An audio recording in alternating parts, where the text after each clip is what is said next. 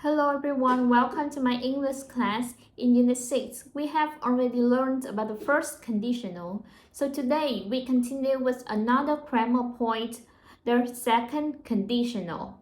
So the first part that I want you to remember about the second conditional is the form.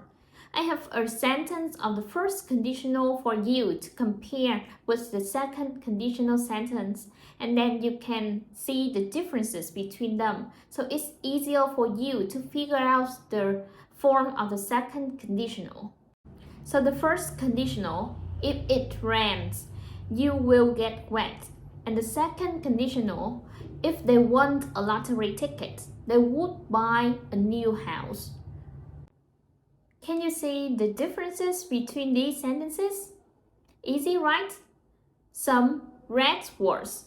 So from the differences between these sentences, you can create the form of the second conditional.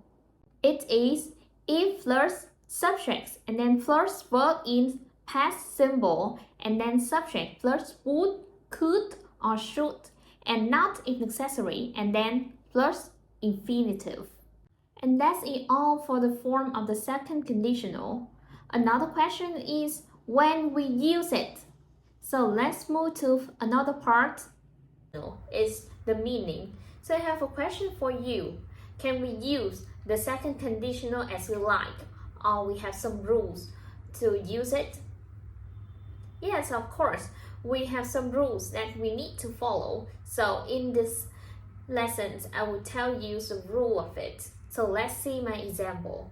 If they want a lottery ticket, they would buy a new house. You can see it? So, have you ever won the lottery ticket? No. And do you think that it's easy for us to win the lottery ticket at the present and also in the future? No, right? So the fact that we win the lottery ticket is impossible. So that's why we use the second conditional in these situations. How can you guess the meaning of the second conditional?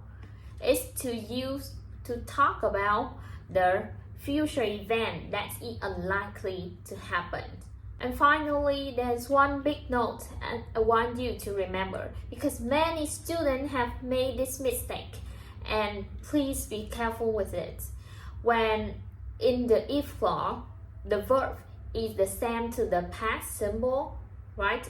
But except for the verb to be, we must use were for all the subject. Look at an example I give you on the screen now. If she was in London now, she could visit British Museum. Look at the if clause, please pay attention to it.